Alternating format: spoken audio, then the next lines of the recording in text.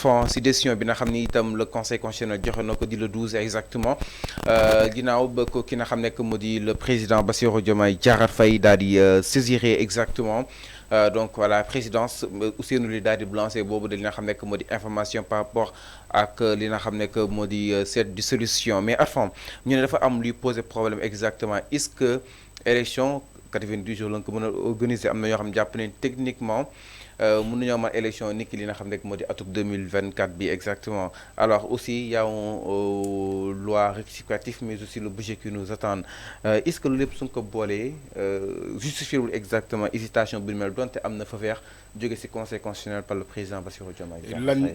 lan man je ne comprends pas lan mooy techniquement mënuñu am élection en 2024. parce que Ndiaga Sylla moom nee na en mi-novembre il faut arrêter il faut arrêter ce Ndiaga Sylla là. ok il faut l'arrêter tout de suite. Il faut arrêter ça. Élection présidentielle bi du loolu lañ doon wax techniquement élection mënul am balaa le 2 avril techniquement lañ doon wax élection amul ba Diomaye falu il faut arrêter tout de suite ces genres de conneries là ay techniquement c'est le même ay même parole ñooy ñëwaat techniquement c'est quoi techniquement c'est quoi chaque jour vous nous parlez de techniquement et on voit rien du tout. Chaque jour là la wax des gens dire non techniquement mënul am non techniquement élection mënul am élection am. C'est mi-novembre. Non il faut arrêter tout de suite quand même vous là. ok élection bu naree am dina am. élection législative dina am des 2024 bii nii dina am man maa la ko wax fii comme ni ma waxee woon ci la présidence loolu laay waxaat fii. élection dina am. mais képp ku bëgg a dem élection législative demal nga préparé wu. mais élection dina am. après la décision du. ces experts électoraux yi ñuy taxaw di naan techniquement ñoom ça concerne que eux ñoom ils sont dans des je sais pas ay këyit la ñu nekk. waaw élection dina am mais dina xaw a sori ba si ba novembre exactement mais revenons exactement si li nga xam ne que moo di la dissolution de l'Assemblée nationale après cette décision bi nga xam ni itam le conseil constitutionnel jël na ko daal di jox fa vert ki nga xam ne moo di le président Bassirou Diomaye Diakhar Faye Badio Camara et compagnie jàpp ni au-delà du 12 septembre mais est-ce que tamit duñ tenir en compte Arfan dépôt des listes temps de campagne bi et tant d'autres au-delà si élection yi mais aussi budget bi que faire avec. xam nga yow loolu yenn la jaaxal ay temps de campagne ay dépôt de liste yow élection présidentielle bi temps de campagne bi ñaata la woon ñaata jour. moo tax amoon na ay créances. waay mais je te dis ñaata da nga jàpp ni loolu fi jaaduwul. oui exactement. oui c'est parce que c'est Macky Sall qui l'a voulu ainsi. C'est Macky Sall qui l'a voulu ainsi. Réduire le temps de la campagne. Quelle est la situation non xam nga seen fàllu. fii nii quelle est la situation. gis nga élection législative sénégalais yi le peuple sénégalais a acquis une maturité boo xamante ne on n'a même pas besoin de temps de campagne. gis nga bu ñu nee élection législative yi suba ki ñu nar a voter dinañ ko voter. ils n'ont même pas besoin de temps de campagne. man loolu laa gëm yow mii. ki nga programmé pour voter ci élection législative yi dara mënu ko changer am déet. campagne non mais il faut arrêter. pour ñu déterminer ma ne exactement campagne mënu ko changer. ku nekk lu nekk ci xelam campagne mënu ko changer moi je te parle en connaissance de cause yow ki nga programmé pour voter ko ci élection législative yi nii campagne mënu ko changer man c'est la même chose beneen sénégalais bi c'est la même chose. moo tax ma ne la c'est pas le temps de la campagne qui compte élection législative non sëñ bi mbirum député les gens n'ont pas besoin de ay sabar ay mumbaay ci campagne non convoi diw moo romb fii non ils n'ont pas besoin de ça xam nga sénégalais yi lan la bëgg. moom dafay programmer ku muy voter lay programmer ba pare diw laay voter ci élection législative pour mu nekk député. damay voter pour ce groupe parlementaire là wala pour cette liste diw laay voter point moo tax ma ne la ñi taxaw di naan techniquement non ils n'ont qu'à aller non mais il faut arrêter ça aussi. mais lépp loo gis procédure la ak. dama ne procédure bi dinañ ko respecter. technique bi. xam nga nee naa la le président de la République son excellence Bassirou Diomaye Faye toute décision qu'il entreprend day laaj l'avis du conseil constitutionnel c'est ça la différence. même bu naree am élection législative day consulter d'abord la base est-ce que comprendre nga. day consulter le conseil constitutionnel ne ko dama bëgg a organiser élection législative demal nga xoolal ma ci les textes lu ñu prévoir pour élection yi nii conseil constitutionnel ne ko lii la ñuy prévoir mu respecté ko point.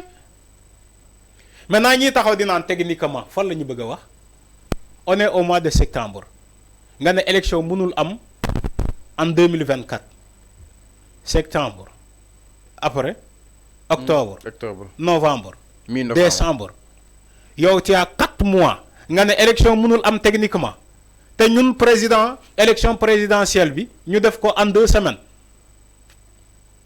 Macky Sall bu annulé woon loi bu convoquer le corps électoral pour toxal élection yi dafa tax élection bañ a am. Je te pose la question. Est-ce que Macky Sall, avec l'idée qu'il avait dans sa tête de reporter les élections présidentielles, est-ce que dafa tax élection amul ci diggante bi? On a préparé ces élections-là en combien de semaines? En 2 semaines. En 2 semaines, élection am na.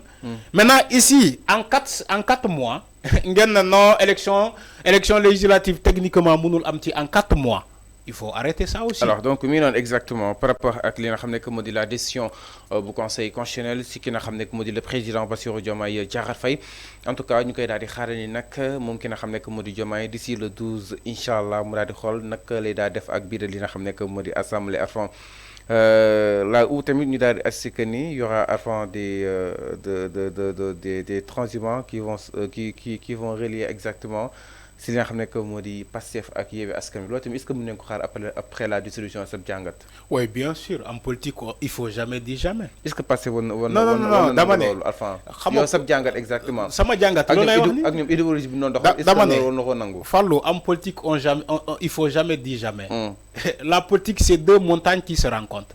Xam nga dans le vrai sens. Dans la réalité, on dit souvent 2 montagnes ne se rencontrent jamais. Mais dans la politique, ces 2 montagnes-là se rencontrent. Okay. si. Parce qu'en politique, il ne faut jamais dire jamais en fait. Ay nit taxaw nañu fi dina il faut condamner l'apologie de la transhumance. Ñu koy transhumer. Aïssata Tall Sall waxu ko fi. Ay nit taxaw fi wax il faut fusiller les transhumants. Souleymane Ndéné Ndiaye. Damol. Non, je te pose la question en fait. On est dans une scène politique là, Fallou. Moi, on ne dit jamais en politique. On peut tout s'attendre. En politique, moi, madame, la montagne peut accoucher une autre montagne et pas une souris. C'est ça la politique. Politique d'où un peu. Donc, il faut s'attendre à toute forme de transhumance. Politicien, moi, wax.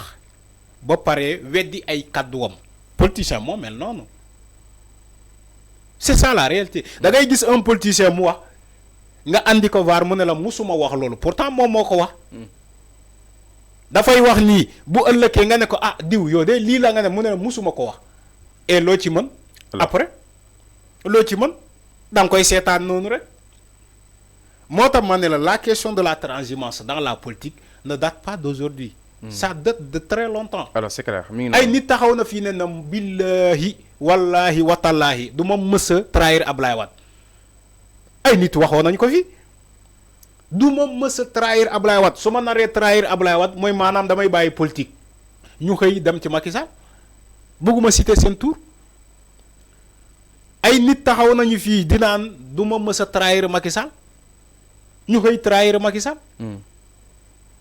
Ay nit mës nañu fii taxaw dina du ma mës a ànd ak Macky Sall ala kulli aali ci àddina bii du ma mës a ànd ak Macky Sall ñu koy dem ci Macky Sall. Alors c'est clair mi ngi noonu. ñoom Moussa Sy l'ancien maire de Parcelles. taxaw na fi wax ko bay naan Macky Sall bu la bëggee xëcc da lay nommer PCA mu koy dem ci Macky Sall c'est ça la politique en fait sëñ bi. Donc, il faut tout s'attendre en politique. Tout s'attendre. Alors, exactement. Surtout ci élection législative, tout le monde veut être député. Tout le monde veut être député. Personne ne voudra rater ce tir. Tout le monde est en train de manœuvrer pour être député. Surtout ça. Légui yow da ngay xol liste bu gëna taxaw nga ne damay dem ci liste bi. Da ngay xol liste bu gëna populaire nga ne bàyyi ma transhumé dem ci liste ba ñu duggal ma ci liste bi. C'est ça la réalité. Au Sénégal c'est comme ça.